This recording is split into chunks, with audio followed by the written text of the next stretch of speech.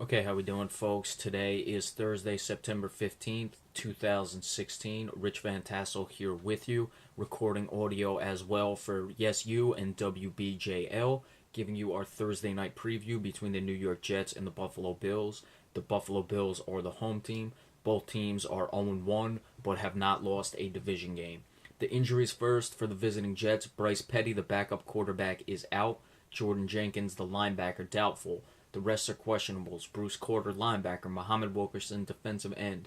David Harris, linebacker. For the Buffalo Bills, all listed as questionable. Charles Clay, tight end. Cardell Jones, backup quarterback. Kevon Seymour, cornerback.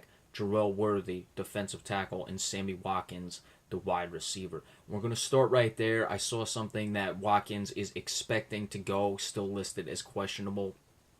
I don't know if the term was exactly expecting or will probably go, but I'm expecting him to play as I usually expect all questionables to play in this game. Darrelle Revis, the cornerback for the Jets, is most likely going to draw the assignment of Sammy Watkins the whole game, or most of the game at least. And we know that Darrelle Revis was really taken apart by A.J. Green of the Cincinnati Bengals last week. But A.J. Green does that to a lot of guys. A lot of talk about Darrelle Revis' demise. I don't think it's there yet. Guy's only 31 years old, and Sammy Watkins has not really shown to be the consistent wide receiver he can be. For the Buffalo Bills, I want to see them establish the running game. They were struggled last week. Their offense was not good. I think the Baltimore Ravens, who they played on Sunday, are a comeback team. They're going to start to establish themselves to where they were back when they were winning Super Bowls and in contention every year. So you can't take much from that because I believe Baltimore's defense is back. Of course, they have Jimmy Smith. The Ravens do to shut down a guy like Sammy Watkins. Tyrod Taylor was not able to get going. So look for them to try to establish the running game in this one to be able to open things up for Tyrod Taylor and the rest of the offense, and hopefully Sammy Watkins, assuming he's able to go. As far as the New York Jets, they struggled last week to find any consistency on the offensive side of the ball, did not finish in the red zone. Their defense played very well. Leonard Williams, especially up the middle, they were getting sacks all day long. Buffalo's offensive line is not the greatest, so look for them to be putting pressure on Tyrod Taylor for most of this game as well. And you're going to have to see some adjustments from Buffalo to block a guy like Leonard Williams, who's just an absolute monster up the middle. Muhammad Wilkerson was questionable. I'm expecting him to go. He can certainly be a terror as well when you're dealing with a guy like Leonard Williams, who's just that sensational up the middle. He's drawing a lot of blocker. As far as the offense, I thought Matt Forte was very effective last week. I was a little surprised by how much of the bulk of the carries he was able to handle. In this situation, again, it's still early in the season, so I would expect he can do it. You're going to find out about Matt Forte later in the year at his age if he will be able to handle all those carries and the workload that they will have going for him in week one. So that's going to be interesting to see. Ryan Fitzpatrick has to beat Schwarber.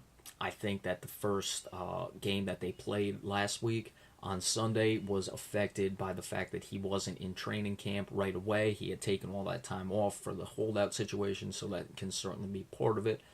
But Ryan Fitzpatrick turned the ball over at times, and we've seen that can be a problem with him. So will he be able to shake off the rust, get back to the quarterback he was last year? Because he still has something to prove. Remember, he's only basically on a one-year deal this year. So it's essentially like he got the franchise tag anyway, so he's still really got to play well. Brandon Marshall dropped a pass and on the last drive last week. I think that it was a little behind him, but certainly a catch you would expect him to make, and he's got to be able to make those plays tonight. And look for Stephon Gilmore, the cornerback of the Buffalo Bills, to draw the assignment on Brandon Marshall for most of this game. Stephon Gilmore, one of the better cornerbacks in the league. Tough one to pick. Two teams coming off of losses against quality teams, AFC North teams as well. So we're looking at this one and who's going to be able to rebound the best. There's just too many question marks to me with the Buffalo Bills after week one, not seeing Tyrod Taylor play as well, Sammy Watkins' injury, and I think the Jets are going to get this one tonight, even on the road. Of course, we know how good Rex Ryan is against Ryan Fitzpatrick, 8-1, I believe it is, all time. So that's going to be a factor to look into, but I just expect the Jets to be able to get this one, and I see the score being 28 20-17 in favor of the New York Jets as their offense comes along.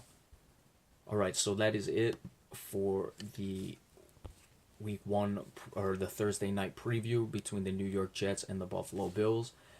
Remember to stay tuned. Tomorrow we will be giving you the preview of all week 2 actions for the Sunday games, and then we'll have those to you, so be sure to stay tuned. And of course, we'll give you a recap of this game tonight. Thanks all for watching, and we'll see you later on. Have a good one.